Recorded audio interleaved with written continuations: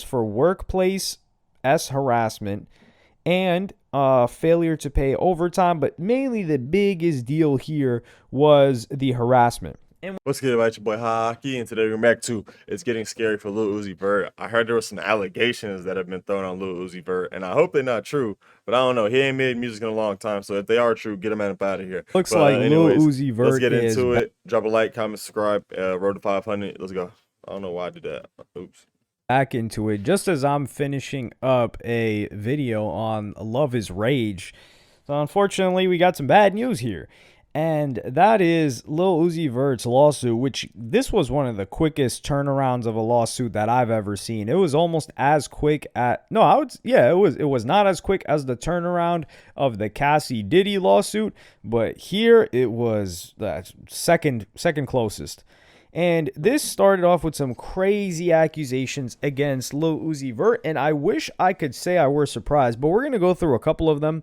And just to let everybody know, this lawsuit got dropped. The reasons why it got dropped, we don't know, but it was likely because some money was handed out, something happened. But That's what happens, bro. We know what it is, bro. As soon as how you gonna come out screaming saying something happened and out of nowhere you just dropped the fucking lawsuit? We know that person got some money. They did just like with the Cass situation. Only difference was with Cassie, she got that 30 million and still kept talking.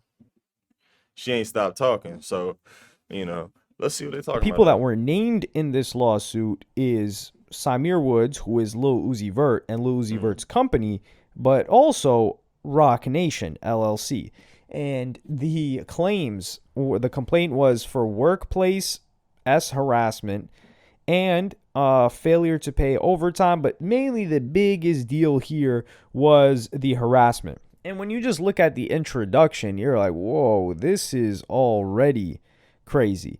Which it says right here, when Plaintiff Doe was first offered the opportunity to work as Uzi's assistant in February of 2022. So it's really important to know the year because that's when we get to know Uzi's, not his mental state, but we get to know what era of Uzi this was. So 2022, that sounds like Pink Tape era. That was like in the lead up to the Pink Tape because the Pink Tape released 2023. Which I'm sorry, bro. The Pink Tape was garbage. I'm not gonna lie. Like Lil Uzi's music stopped hitting after honestly, it stopped hitting after like Eternal Take, but he still has some of the hardest leaks. You know what I'm saying? Like his leaks are so much better than his real music, and it was making me mad that he was in this weird thing with his record deal or his like record deal. Yeah. Yeah, he was in a weird relationship with his record company because dude, that shit was fire. Like it was so fire. And then he dropped the Pink Tape and then he dropped Eternal Take 2, and I'm like, I don't know what the hell he thought he was doing right here, bro. This shit is weak sauce, bro. Not gonna lie. Around June. So we got a lot of Pink Tape era stuff in that time frame. 2022, he didn't really drop music since 2020 at that point. So it was 2 years of no Uzi music, and Eternal Take, it was mixed reception upon release, but I think over time we can say like Eternal Take was great, right? Well, I'm saying it's great. So it says she knew that sleepless nights and long hours would be part of the job. So be it. So she understood that. What she did not contemplate and could not have contemplated was the quick escalation of the job from intense and demanding to downright hostile and inappropriate. Supported by his management team, that's the dangerous part, because the management team is Roc Nation. Keep in mind, Roc Nation picked up, they manage Megan Thee Stallion as well, but they picked up Uzi, and the label that he signed to is Generation Now via Atlantic Records. So Generation Now Atlantic, the people that signed him were DJ Drama and I can't believe I'm forgetting the other guy's name. Damn, I hope he forgives me. Don Cannon. DJ Drama and Don Cannon. I don't know why. I was thinking like DJ Cannon. I was like, no, it's Don Cannon. The D confuses me. Pause on that one. And it says, so supported by his management team, Uzi for 2 years. I just want to stop it though. Why is it everybody associated with Roc Nation? And I'm just saying, bro, there's something going on over there at Roc Nation. Why is it that every person that is a part of Roc Nation or has worked for Roc Nation or is signed into Roc Nation ends up getting into some type of controversy, bro? It literally, like, Meg Thee Stallion, Desiree Perez, this Grace Henderson character, you know what I'm saying? The community ball, for the streaming community. It's just what's going on over there, bro? Cuz y'all got a lot of weird people, it Hounded seems like. plaintiff Doe during her employment as his artist management coordinator with unwelcome demands and advances such as the following: I sent you something on Vanish. Come rub me down before you leave. I'm by myself right now. Send me something. Let me see that booty. What the hell is going on here? Yeah. Ironically, defendant Woods himself summed up precisely how unlawful his perception and treatment of plaintiff Doe were when he wrote her, "You are more than my assistant. You are my B." I'm like, damn. This Uzi saying all this? Come on, bro. I thought you was more player than that, Uzi. What is you doing, dog? What is we doing? Like, what is we really doing here, bro? Like, come on, man. This shit. Let me see that booty. That is like, never mind. We'll keep He's playing, bro. moving What the like hell? this, and the defendant could endure no more of Uzi's unlawful behavior. His constructive discharge of her coincided with her suffering severe emotional distress and prolonged physical illness. After years of loyally serving the defendant, she now brings this action to seek a measure of closure and justice for a years-long pattern of employment law violations, abuse, and harassment. Man, y'all think this is happen? Like, what if this is like a Roc Nation ploy to try to make him drop music? I don't think it is, honestly. I think this is just like she just got tired of being treated like a slave and getting sexually harassed at work. Or can we even say that? I don't think we can say that. She got tired of being harassed at work and just, you know, wanted some money off of it because she probably talked to somebody and they was like, girl, you can get some money for that. And she was like, oh, word, and like that. So the reason why this is bad is because with the allegations, it ties in Roc Nation, and they also want Uzi to appear good because that helps them. You guys remember how like a lot of things with both Uzi and Cardi, you could say there's 1629 on this one, just thrown under the rug, swept under the rug. You don't really hear about it after a day or two. You're like, why is nobody talking about this? And then there are certain things that get blown so out of proportion where like, whoa, they're making mountains out of a molehill, like what people usually say. So where he met this lady she was the assistant to the VIP sales manager at the Balenciaga store in LA. And yeah, they said impressed by her service and professionalism, he offered her a job as assistant. Is that really what he was impressed with? We just got to put it on legal papers. But when we see how Lil Uzi was talking to her in some text, allegedly, that were put in this lawsuit, do you think he was impressed with her service? I don't know. He was probably impressed. He was probably impressed by the potential service that he felt he could get from her. So Uzi's manager contacted her, got her information, and set a salary for $50,000. She would be paid through his company. And then they toured her, and then she was also expected to be available on call from the first week for 24 hours a day, 7 days a week, and expected to respond to text messages or phone calls immediately. And when she failed to do so, she was bullied in group chats by members of Uzi's. So this is real life lame, bro. You paying for a girlfriend, kind of, bro. Like, this ain't rent a girlfriend. You can't do that for $50K a year. I mean, but there's like also some things like you probably get a little bonuses and you probably get to be around a rapper. And like, honestly, if you work your way around it, you can probably network with some people. So I guess, and I mean, honestly, she making more than like, I'd say a decent amount of Americans, honestly. A lot of Americans are not making $50K a year. So, I mean, that's actually not too bad to be an assistant. But, bro, 24 hours a day, 7 days a week, like, I have my own life, bro. You is not my man's. You is not my man's. You got to chill out, bro. And now you bullying me when she failed to do so.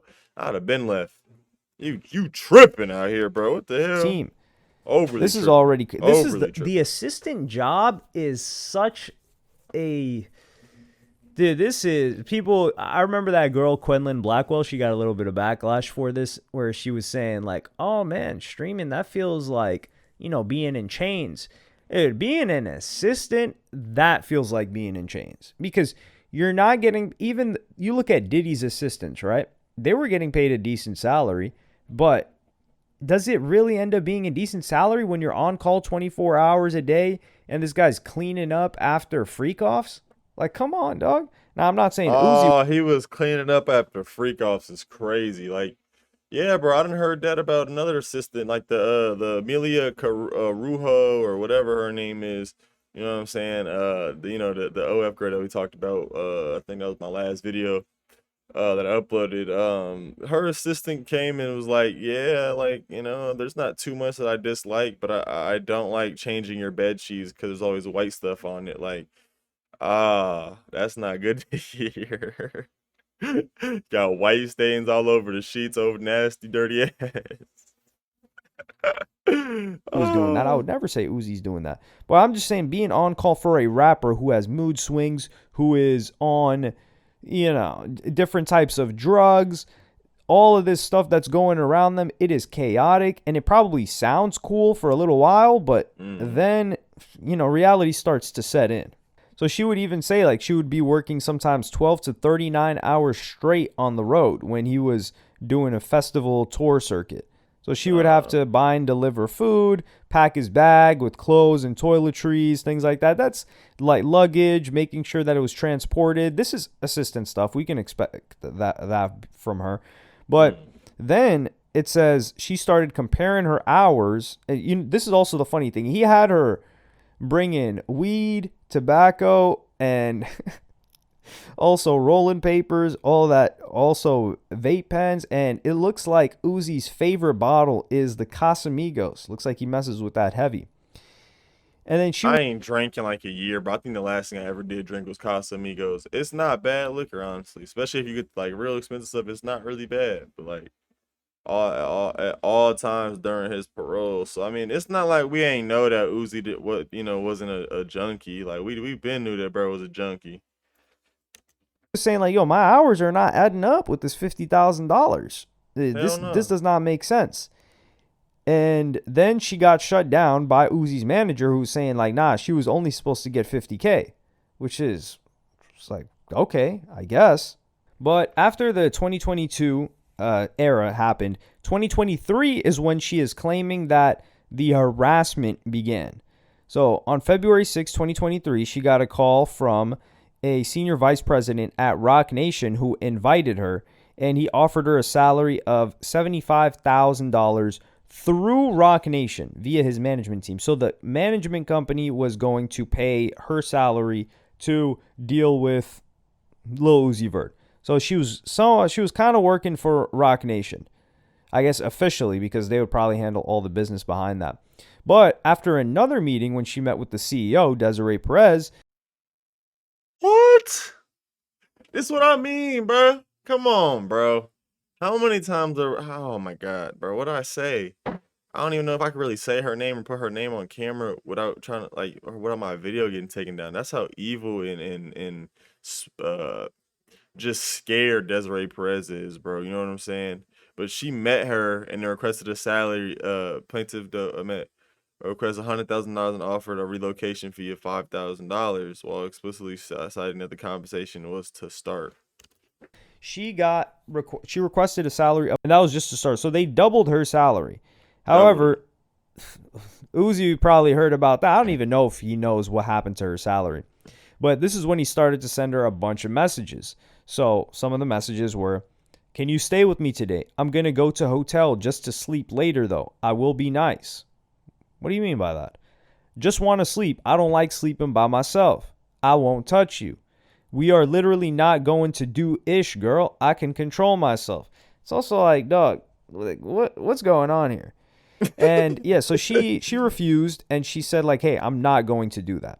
And then she said that this would be a 2-year cycle. So 2 years of this she endured. Now, I'm not saying that she deserved to endure this, but if this started in 2023, she did 9 months. Usually I'd be like, yo, why doesn't she just get out of there? It's probably difficult, but I think that in her mind, she's probably like, listen, the first 9, 10 months were fine. It was tough work schedule, but this thing Now I'm started. Yeah, now I'm getting paid 100,000 instead of 50,000. You start thinking about it a little differently. This is probably her first time ever making six figures a year. You probably don't ain't never had none. And the first 9 months won't like she said it won't that bad except for like them just overworking her. But Now you getting paid 100 G's, so now you're like, well, the work kind of, it matches how much I'm getting paid. I'll do it. I'll work for it. Uh, nah, bro. After he would have said that, I'd have been like, oh, gang, I'm out of there. Or I would have went and complained to Desiree Perez, like, look, I ain't gonna say nothing. You know what I'm saying? I ain't gonna, cause you can't go threaten Roc Nation. They'll wipe you off the map. We'll never hear from you again. Desiree Perez got her own daughter put in a mental institution for no reason, just for control. What do you think she'll do to some random person that's like, yeah, y'all either gonna give me some money or I'm gonna go tell everything Uzi did. You know what I'm saying? A year in to them working together. So maybe, like this was just a little phase that he was going through and it was going to end soon and they would get back to a professional working relationship, which is optimistic to say the least. But then she would talk about a couple of different, and keep in mind, the plaintiff was in committed relationships during those 2 years that she said, and that she had to keep his flirtation secret to keep her job and avoid personal and professional turmoil. And then on August 6th, throughout August, between August and November, they would mention a couple of other tweets. I sent you something on Vanish with the halo emoji and the winking eye emoji with the tongue sticking out. Send me something while I'm by myself on Vanish. Dude, I don't tell a soul, and I don't be having anything. That's why I vanish mode. FaceTime me before I got to do my call. That same closed one winking emoji with the tongue out. Come rub me down before you leave. Like, damn, Uzi, I'm by myself right now. Send me some. This is over months. He did not get the hint. Oh, it wasn't even a hint. Gang just kept shooting. He said, that one ain't going, huh? Shoot again. Hold on. Did I break that one? Hold on. When are they gonna start going in? I've been practicing my form. Like, I don't know. Why is she not, I'm Lil Uzi. Why is she not? The money can never unlame you, bro. I'm not saying Uzi lame, but this is giving lame to me, bro. I'm not gonna lie. This is giving. I'm trying too hard. You know what I'm saying? It's like, you had like all the money in the world and all the girls in the world. You know what I'm saying? Why are we doing this now? She works for you. So she would also be working 12 to 20 hours days, and then she was not being reimbursed and she was also having to pay out of pocket for certain expenses, and she felt she was not being reimbursed. And on top of that she was not getting overtime. And this is the problem with it. So that's the problem that she has with Roc Nation. But this gets tied in to the situation of the harassment, which is why I think Roc Nation just said, hey, look, take this bread and get out of here. And you would also talk about her having like a fat behind. And this is the most egregious part, where he texted her, stop being so effing soft. This me to you. No black rapper would be able to tell a white girl stop being soft. Well, today I am. Doesn't this text thread look like it could have just been sent from Ye? And we wouldn't. No, for real. This literally looks like something Ye would say. No black rapper would ever. Oh, shit. I'm the first black rapper to tell a white girl to stop being soft. I'm him. Stop being soft. I don't care if you mad, sad, cry, whatever. You a girl, you supposed to. What? You are more than my assistant. You are my bitch. Yeah, it would have been over after that. He would have said that. I've been like, yep, I'm out of there. I mean, I'd have been left after that. But again, I also get where she coming from, bro. She probably ain't got nothing. She a girl. I'm only a girl. But no, trying to make her little money, get around her way in the world. So she not really thinking about all that. She just working, just taking all the harassment, I got 100K, I'm da-da-da. That makes sense. Hold on, what the? Stop being soft. I don't care if you mad, sad, cry, whatever. You're a girl. You supposed to. And then when she apologized, he said, you are more than my assistant. You are my B. And then this is where I was talking about him probably not being in the greatest mental state. This is actually after Pink Tape. So this would be in 2023. No, this was July of 2024, actually, when he was really angry. You are not even on drugs like I am. I don't understand you mental over being successful. You are. Yo, so he literally admitting, like, I got a problem. You like what? Basically saying F what he say. Like, I'm just a pushover. But I'm not upset. Life only gets better. I'm not trying to be in a bad mood. Everybody counts me out. Like, I'm really not a star. I feel that ish. but I have somebody doing it today. Just a little upset, honestly. Yeah, just a little I'm just upset. mad it's Yeah, cool. And this is, so yeah. like I said, this was 2024. This is probably when Cardi was getting a lot of hype. 2024. Oh, on Cardi, yeah, Cardi 2024, Cardi was getting hella hype, bro. Cause Cardi, it was like Cardi started dropping music, Hood by Air. He started teasing stuff for what's that new album that he dropped? Or that mixtape or whatever it's called. I don't even know if it's a mixtape or an album. I really don't know, honestly. Was also Eternal Take 2. So I think EA2 wasn't getting the right reception. That was around November 1st, 2024. So Oh when he sent no, cause it wasn't good. It wasn't good. It objectively was not good music. No, I literally did not like a single song on Eternal Take Two. I might have to go back and listen to it to give it a fair listen, and maybe I was tripping, or my ears, your ears aren't developed or whatever. But that shit was not hitting for me, bro. Not these gonna lie, it was texts, not. It if was we not doing line what up it the had dates, no, visually, this bro. was July of Like 2024. for real, for So real, this was in the lead up to Eternal Take. So he's probably for EA2. real. So he's probably really, really stressed in the lead up to that. This is not justifying anything that Uzi. There's like footage of it, and then they allege TMZ in their article said that he put the hammer to Brittany Bird's pregnant belly and What? said something crazy. This is all alleged. That's what they're saying. And that got swept under the rug like crazy. This also got tossed really quickly. So Uzi is, just from the allegations, is moving like a madman, but Roc Nation is doing an excellent job of covering it up. And this is why I don't want to hear anything from when people want to take aim at quote unquote bad people in the industry. Like a lot of these rappers, and when you're working for a rapper, I don't think that they see the assistant as a, a lot of rappers just don't take things professionally. I feel like more with like pop acts, they understand like, okay, hey, this is my assistant, this is a business.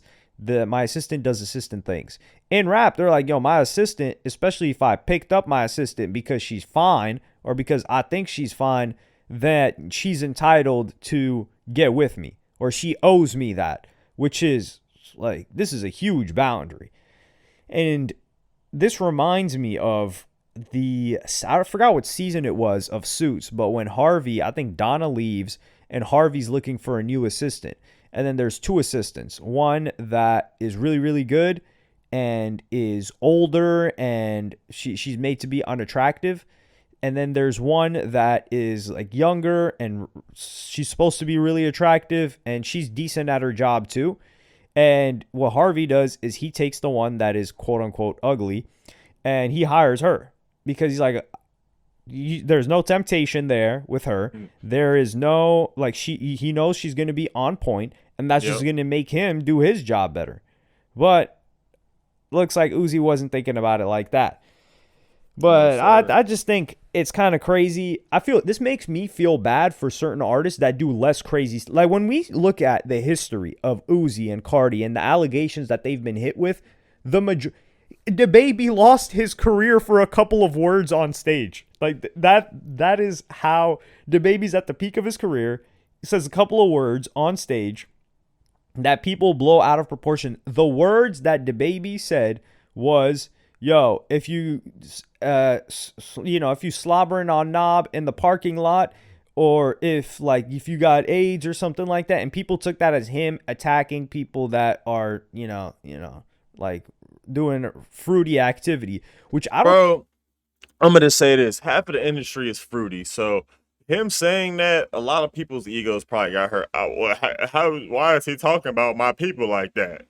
I think that's inappropriate. The baby really lost his whole career over that, bro. And the baby, like, to say what you want, bro. The baby he figured out a formula that worked for music and just ran with it. You know what I'm saying? So I can't even hate on that. But yeah, it's your boy Hockey, and I'm out. Peace.